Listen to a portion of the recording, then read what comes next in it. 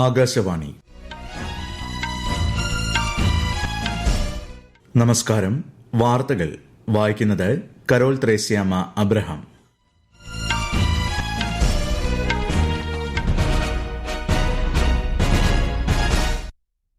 പ്രധാന വാർത്തകൾ. ആർടെമിസ് 2 ചന്ദ്രദൌത്യം പൂർത്തിയാക്കി നാസ സംഘം ഇന്ന് പുലർച്ചെ സുരക്ഷിതരായി ഭൂമിയിൽ തിരിച്ചെത്തി. പശ്ചിമേഷ്യൻ സംഘർഷം അവസാനിപ്പിക്കുന്നതിന് മുന്നോടിയായി അമേരിക്കയും ഇറാനും ഇന്ന് ഇസ്ലാമാബാദിൽ ചർച്ച നടത്തും. സാധാരണക്കാർ, അടിസ്ഥാന സൌകര്യങ്ങൾ, വാണിജ്യ കപ്പൽ ഗതാഗതം എന്നിവ ലക്ഷ്യമിട്ടുള്ള സംഘർഷങ്ങളെ ശക്തമായി എതിർക്കുന്നതായി വിദേശകാര്യമന്ത്രി എസ് ജയശങ്കർ.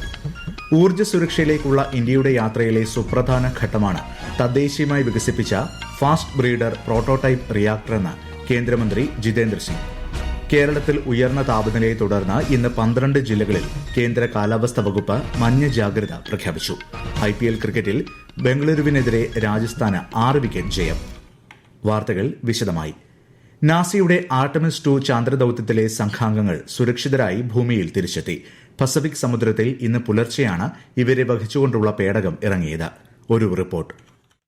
ചന്ദ്രന്റെ ഇതുവരെയും മനുഷ്യർ കാണാത്ത ഭാഗം, ഒരു പൂർണ്ണ സൂര്യഗ്രഹണം എന്നിവയ്ക്ക് സാക്ഷ്യം വഹിച്ച 4 സംഘമാണ് ഇന്ന് ഭൂമിയിൽ തിരിച്ചെത്തിയത്. Commander Reid Wiseman, pilot Victor Glover, Christina Koch, കാനഡയുടെ ജെറമി ഹാൻസൺ എന്നിവർ ശബ്ദത്തേക്കാൾ 33 ഇരട്ടി വേഗത്തിലാണ് ഭൌമ അന്തരീക്ഷത്തിലേക്ക് കടന്നത്. സാന്റിയാഗോ തീരത്ത് കാത്തുകിടന്ന USS ജോൺ പി മുർത്ത കപ്പൽ പേടകത്തിൽ നിന്നും അംഗങ്ങളെ സുരക്ഷിതരായി തീരത്തെത്തിക്കും. 50 വർഷത്തിനു ശേഷം ചന്ദ്രനിലേക്ക് യാത്ര ചെയ്ത മനുഷ്യദൌത്യമായ ആർടെമിസ് 2 10 ദിവസം നീണ്ടുനിന്നു. News desk, Akashvani. പശ്ചിമേഷ്യൻ സംഘർഷം അവസാനിപ്പിക്കുന്നതിന് മുന്നോടിയായി അമേരിക്കയും ഇറാനും ഇന്ന് ഇസ്ലാമാബാദിൽ നേരിട്ട് ചർച്ച നടത്തും. വിശദാംശങ്ങളിലേക്ക്. പശ്ചിമേഷ്യൻ സംഘർഷത്തിന്റെ പശ്ചാത്തലത്തിൽ ഇറാനുമായി മധ്യസ്ഥ ചർച്ചകൾക്ക് നേതൃത്വം നൽകാൻ US vice president JD Vance ഇന്നലെ പാകിസ്ഥാൻ തലസ്ഥാനമായ ഇസ്ലാമാബാദിലേക്ക് യാത്ര തിരിച്ചു. Iranian parliament speaker Muhammad Bagher ഖാലിബാഫിന്റെ നേതൃത്വത്തിലുള്ള പ്രതിനിധി സംഘവും സമാധാന ചർച്ചകളിൽ പങ്കെടുക്കാൻ ഇസ്ലാമാബാദിലെത്തി. ഇറാന്റെ ആണവ സമ്പുഷ്ടീകരണ പദ്ധതി, ബാലിസ്റ്റിക് മിസൈൽ വികസനം, ഹോർമുസ് കടലിടുക്ക് വഴിയുള്ള കപ്പൽ ഗതാഗതം എന്നിവ ചർച്ചയാകുമെന്നാണ് പ്രതീക്ഷ.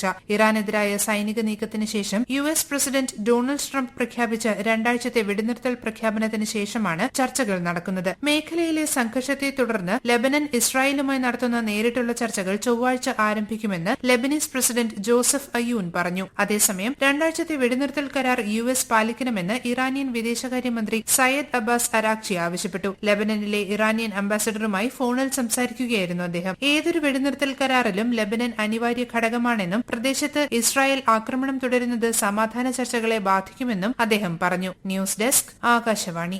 പശ്ചിമേഷ്യൻ സംഘർഷത്തിന്റെ പശ്ചാത്തലത്തിൽ ചരക്കു നീക്കം, പാക്കിംഗ്, കപ്പൽ ഗതാഗതം എന്നിവയിലെ വെല്ലുവിളികൾ അവലോകനം ചെയ്യുന്നതിനായി വാണിജ്യ വകുപ്പ്, തുറമുഖ ഷിപ്പിംഗ് മന്ത്രാലയം എന്നിവയുടെ നേതൃത്വത്തിൽ ഉന്നതതല യോഗം ചേർന്നു. വാണിജ്യ സെക്രട്ടറി നേതൃത്വം നൽകിയ യോഗം പാക്കിംഗ് സാമഗ്രികളുടെ ലഭ്യതക്കുറവ് അടക്കമുള്ള വെല്ലുവിളികൾ ചർച്ച ചെയ്തു. പ്രധാന പെട്രോകെമിക്കൽ സാമഗ്രികളായ പോളിമറുകൾ, റെസിനുകൾ എന്നിവയുടെ ലഭ്യത, വില എന്നിവയിൽ ഉണ്ടാകാനിടയുള്ള മാറ്റങ്ങൾ പാക്കിംഗ് സാമഗ്രികളുടെ വില വർധനവിന് കാരണമായേക്കാമെന്ന് യോഗം വിലയിരുത്തി. ആഗോള വെല്ലുവിളികൾക്കിടയിലും രാജ്യത്തിന്റെ സമുദ്രമേഖല കരുത്തുറ്റതും കാര്യക്ഷമവുമായി തുടരുന്നുവെന്ന് കേന്ദ്രമന്ത്രി സർബാനന്ദ സോനോവാൾ ഇന്നലെ ചേർന്ന ഉന്നതതല അവലോകന യോഗത്തിൽ സംസാരിക്കുകയായിരുന്നു അദ്ദേഹം. സാധ്യമായ എല്ലാ മാർഗ്ഗങ്ങളിലൂടെയും വ്യാപാര താൽപര്യങ്ങൾ സംരക്ഷിക്കുകയും വിതരണ ശൃംഖല സുസ്ഥിരമായി തുടരുന്നുവെന്നും അദ്ദേഹം പറഞ്ഞു.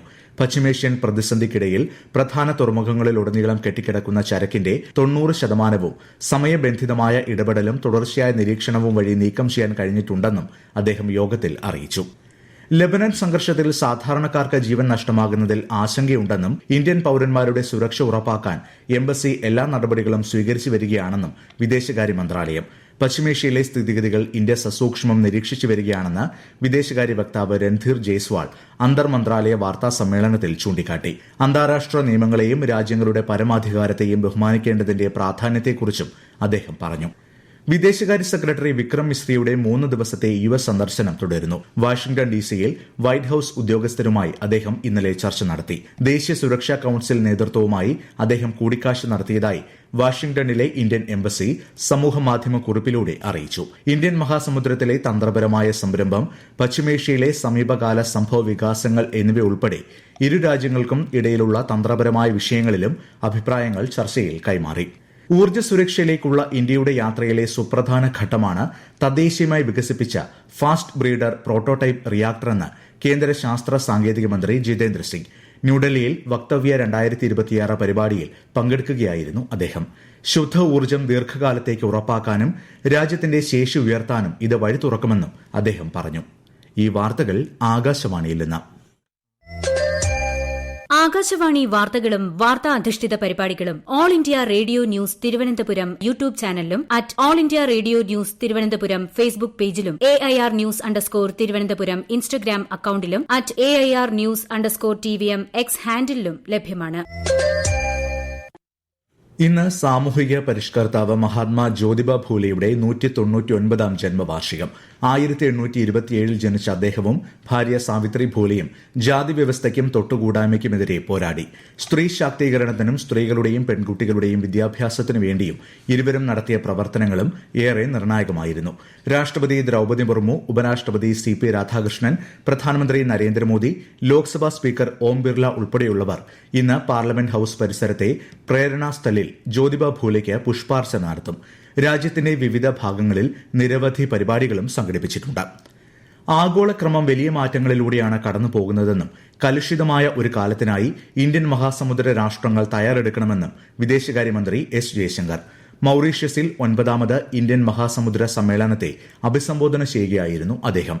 കപ്പൽ ഗതാഗതം സുരക്ഷിതമായി തുടരേണ്ടതുണ്ടെന്ന് പറഞ്ഞ അദ്ദേഹം പശ്ചിമേഷ്യയിലെ നിലവിലെ സാഹചര്യങ്ങളിൽ ആശങ്ക രേഖപ്പെടുത്തി. സാധാരണക്കാർ, അടിസ്ഥാന സൌകര്യങ്ങൾ, വാണിജ്യ കപ്പൽ ഗതാഗതം എന്നിവ ലക്ഷ്യമിട്ടുള്ള സംഘർഷങ്ങളെ ശക്തമായി എതിർക്കുന്നതായും വിദേശകാര്യമന്ത്രി വ്യക്തമാക്കി.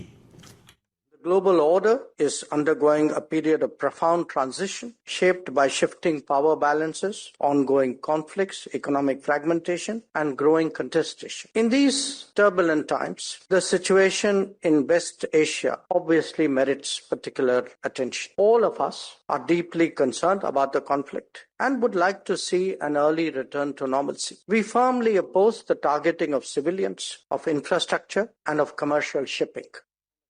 മൌറീഷ്യസിന് 90 വൈദ്യുത ബസുകൾ സമ്മാനിച്ച് ഇന്ത്യ ഇരു രാജ്യങ്ങൾക്കുമിടയിലെ പരിസ്ഥിതി സൌഹൃദ ഗതാഗതത്തിനായുള്ള പ്രതിബദ്ധത തെളിയിക്കുന്നതാണ് ഈ നടപടിയെന്ന് വിദേശകാര്യമന്ത്രി S. ജയശങ്കർ സമൂഹമാധ്യമത്തിൽ കുറിച്ചു. പോർട്ട് ലൂയിസിലെ ജവഹർലാൽ നെഹ്റു ആശുപത്രിയിൽ മൌറീഷ്യസിലെ ആദ്യ വൃക്ക മാറ്റിവെക്കൽ യൂണിറ്റും അദ്ദേഹം ഉദ്ഘാടനം ചെയ്തു. ഉത്തർപ്രദേശിലെ മധുരയിൽ യമുന നദിയിൽ ബോട്ട് മറിഞ്ഞ് 10 പേർ മരിച്ചു. ലുധിയാനയിൽ നിന്നുള്ള തീർത്ഥാടകരുമായി പോയ ബോട്ടാണ് ഇന്നലെ ഉച്ചയോടെ അപകടത്തിൽപ്പെട്ടത്. കേസി ഘാട്ടിന് സമീപത്തായിരുന്നു സംഭവം. രാഷ്ട്രപതി ദ്രൌപദി മുർമു, ഉപരാഷ്ട്രപതി CP രാധാകൃഷ്ണൻ, പ്രധാനമന്ത്രി അടക്കമുള്ളവർ അപകടത്തിൽ അനുശോചനം രേഖപ്പെടുത്തി. IPL ക്രിക്കറ്റിൽ രാജസ്ഥാൻ റോയൽസ് റോയൽ ചലഞ്ചേഴ്സ് ബംഗളൂരുവിനെ 6 വിക്കറ്റിന് തോൽപ്പിച്ചു. ഗുവാഹത്തിയിൽ നടന്ന മത്സരത്തിൽ ബംഗളൂരു ഉയർത്തിയ 202 റൺസ് വിജയലക്ഷ്യം രാജസ്ഥാൻ 4 വിക്കറ്റ് നഷ്ടത്തിൽ മറികടന്നു. ഇന്ന് പഞ്ചാബ് കിങ്സ് സൺറൈസേഴ്സ് ഹൈദരാബാദിനെയും ചെന്നൈ സൂപ്പർ കിങ്സ് ഡൽഹി ക്യാപിറ്റൽസിനെയും നേരിടും. ISL ഫുട്ബോളിൽ സ്പോർട്ടിംഗ് ഡൽഹി എതിരില്ലാത്ത 3 ഗോളിന് നോർത്ത് ഈസ്റ്റ് യുണൈറ്റഡിനെയും ഗോവ ഒഡീഷയെ 1-നെതിരെ 3 ഗോളുകൾക്കും തോൽപ്പിച്ചു. ഇന്ന് ചെന്നൈയിൻ ഈസ്റ്റ് ബംഗാളിനെയും ബംഗളൂരു കേരള ബ്ലാസ്റ്റേഴ്സിനെയും നേരിടും. കേരളത്തിൽ ഉയർന്ന അന്തരീക്ഷ താപനിലയെ തുടർന്ന് വയനാട്, ഇടുക്കി ഒഴികെയുള്ള ജില്ലകളിൽ കേന്ദ്ര കാലാവസ്ഥാ വകുപ്പ് ഇന്ന് വരെ മഞ്ഞ ജാഗ്രത പ്രഖ്യാപിച്ചു. ശനിയാഴ്ച പാലക്കാട് ജില്ലയിൽ 39 ഡിഗ്രി വരെയും കൊല്ലം ജില്ലയിൽ 38 ഡിഗ്രി വരെയും പകൽ താപനില ഉയരും. അതേസമയം വേനൽ ചൂടിന് ആശ്വാസമായി ചിലയിടങ്ങളിൽ മഴയെത്തി. നടപ്പ് സാമ്പത്തിക വർഷം ഇന്ത്യ 6.9% വളർച്ച കൈവരിക്കുമെന്ന് ഏഷ്യൻ വികസന ബാങ്ക്. ശക്തമായ ആഭ്യന്തര ചോദനം, ലളിതമായ പണലഭ്യത, ഇന്ത്യൻ ഉത്പന്നങ്ങൾക്ക് മേലുള്ള കുറഞ്ഞ US തീരുവ എന്നിവ ഇതിന് സഹായിക്കുമെന്ന് ADB വ്യക്തമാക്കി. പശ്ചിമേഷ്യൻ സംഘർഷ പശ്ചാത്തലത്തിൽ 2026-27 വർഷങ്ങളിൽ ഏഷ്യ പസഫിക് മേഖലയുടെ സാമ്പത്തിക വളർച്ച 5.1% കുറയുമെന്നും റിപ്പോർട്ടിൽ പറയുന്നു. പ്രധാന വാർത്തകൾ വീണ്ടും. ആർടെമിസ് 2 ചന്ദ്രദൌത്യം പൂർത്തിയാക്കി നാസ സംഘം ഇന്ന് പുലർച്ചെ സുരക്ഷിതരായി ഭൂമിയിൽ തിരിച്ചെത്തി. പശ്ചിമേഷ്യൻ സംഘർഷം അവസാനിപ്പിക്കുന്നതിന് മുന്നോടിയായി അമേരിക്കയും ഇറാനും ഇന്ന് ഇസ്ലാമാബാദിൽ ചർച്ച നടത്തും. സാധാരണക്കാർ, അടിസ്ഥാന സൌകര്യങ്ങൾ, വാണിജ്യ കപ്പൽ ഗതാഗതം എന്നിവ ലക്ഷ്യമിട്ടുള്ള സംഘർഷങ്ങളെ ശക്തമായി എതിർക്കുന്നതായി വിദേശകാര്യമന്ത്രി S. ജയശങ്കർ. ഊർജ്ജ സുരക്ഷയിലേക്കുള്ള ഇന്ത്യയുടെ യാത്രയിലെ സുപ്രധാന ഘട്ടമാണ് തദ്ദേശീയമായി വികസിപ്പിച്ച ഫാസ്റ്റ് ബ്രീഡർ പ്രോട്ടോടൈപ്പ് റിയാക്ടറെന്ന് കേന്ദ്രമന്ത്രി ജിതേന്ദ്ര സിംഗ്. കേരളത്തിൽ ഉയർന്ന താപനിലയെ തുടർന്ന് ഇന്ന് 12 ജില്ലകളിൽ കേന്ദ്ര കാലാവസ്ഥാ വകുപ്പ് മഞ്ഞ ജാഗ്രത പ്രഖ്യാപിച്ചു. IPL ക്രിക്കറ്റിൽ ബംഗളൂരുവിനെതിരെ രാജസ്ഥാന് 6 വിക്കറ്റ് ജയം. വാർത്തകൾ കഴിഞ്ഞു.